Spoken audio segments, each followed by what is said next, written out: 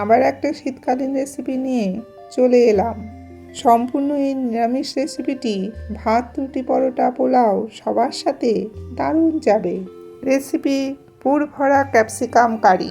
তাহলে চলো শুরু করে দিই রেসিপিটা। নমস্কার বন্ধুরা, হরেক হরেক কম্বাতে তোমাদের স্বাগত। এখানে মাঝারি সাইজে 6খানা ক্যাপসিকাম নেওয়া হয়েছে। ছুরির সাহায্যে উপরের বোটাটাকে কেটে নিচ্ছে। এবার ভেতরের বীজগুলোকে ফেলে দিতে হবে। চামচ দিয়ে কুচিয়ে কুচিয়ে যতটা সম্ভব ভেতরটা পরিষ্কার করে নেওয়া হচ্ছে। একটা প্রায় হয়ে গেছে। এবার পরেরগুলোকে একই পদ্ধতিতে করে নেওয়া হবে। সব কটা খোল তৈরি করা হয়ে গেছে। এবার পেছনটা কেটে সমান্তরাল করা হবে যাতে বসানো যায়।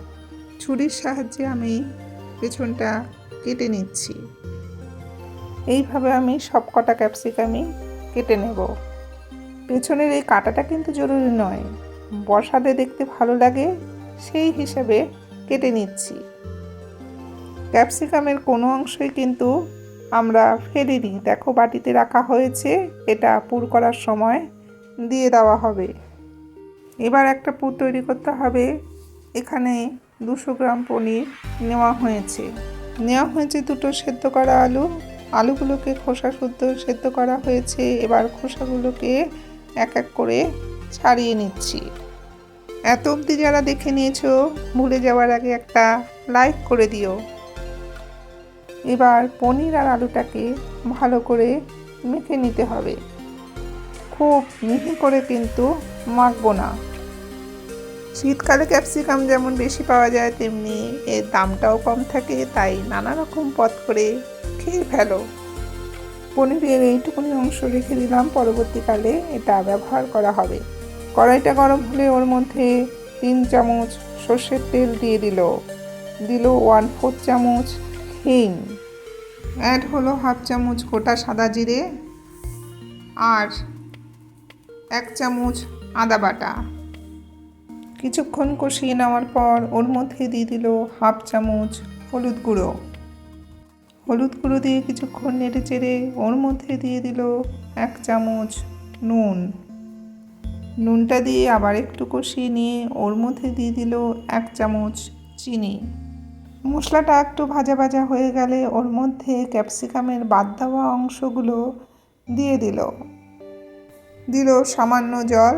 ক্যামেরাবন্দি করতে ভুলে যাওয়ায় তোমাদের দেখানো হলো না। এবার ওর মধ্যে মেখে রাখা আলু আর পনিরটা দিয়ে দিচ্ছে।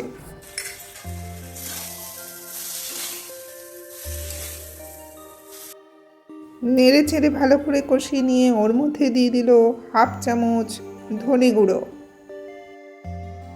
1 চামচ কাসুরি মেথিকে নিয়ে একটু ডলে ওটা পুরের মধ্যে দিয়ে দিল।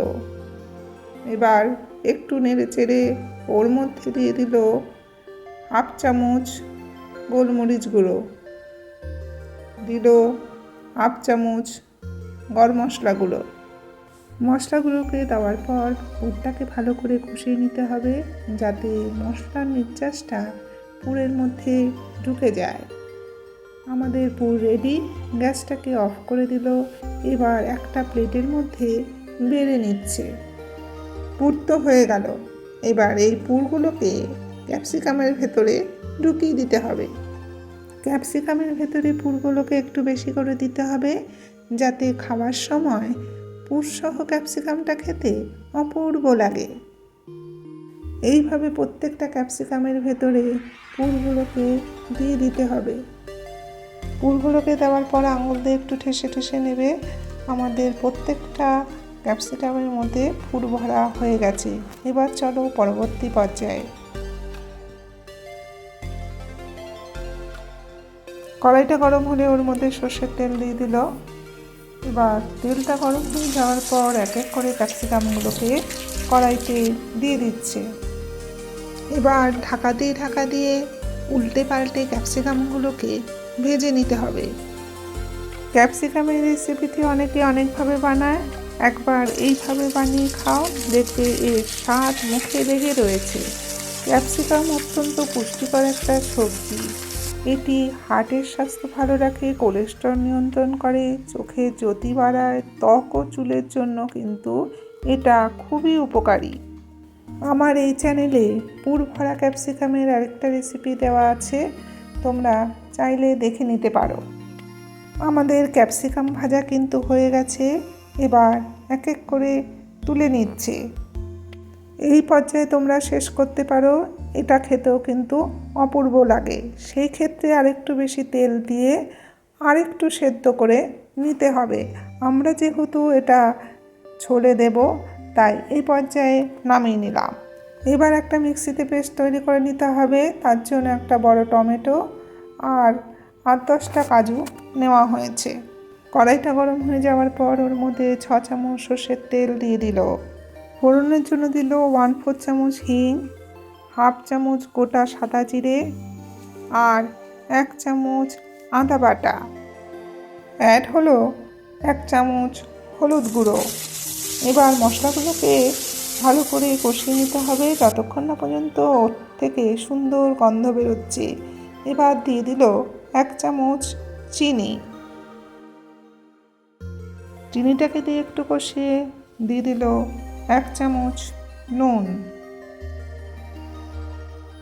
আবার একটু নেড়ে চেড়ে ওর মধ্যে দিয়ে দিল 1 চামচ ধনে গুঁড়ো আর মিক্সিতে করা পেস্টটা দিয়ে একটু নেড়ে চেড়ে ওর মধ্যে দিয়ে দিল 1 চামচ কাশ্মীরি লঙ্কার গুঁড়ো।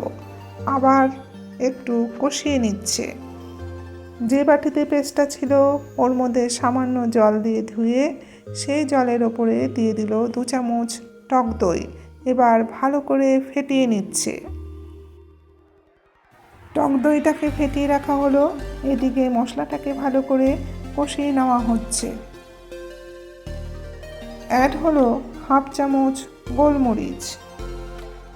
এবার টক দইটা দেওয়া হবে, তার জন্য সামান্য নর্মাল জল দিয়ে দিল। এর কারণটা আমার আগের ভিডিওগুলোতে বলা আছে, তোমরা অলরেডি জেনে গেছো। এবার দিয়ে দিল ফেটানো টক দইটা। এক্সট্রা জলটা রিডিউস হয়ে যাবে আর এর মধ্যে থেকে তেলটাও ছাড়বে, ততক্ষণ পর্যন্ত একে কষিয়ে যেতে হবে। একইভাবে কাসুরি মেথিটাকে একটু ডলে নিয়ে ওটা দিয়ে দিল কড়াইতে। কাসুরি মেথিটাকে দেওয়ার পর আবার একটু ভালো করে নেড়ে চেড়ে নিচ্ছে। এদিকে দেখো মশলাটা অনেকটাই শুকিয়ে গেছে আর ওর মধ্যে থেকে তেল বেরিয়ে গেছে। এবার ওর মধ্যে দিয়ে দিল 1/2 মগ গরম জল।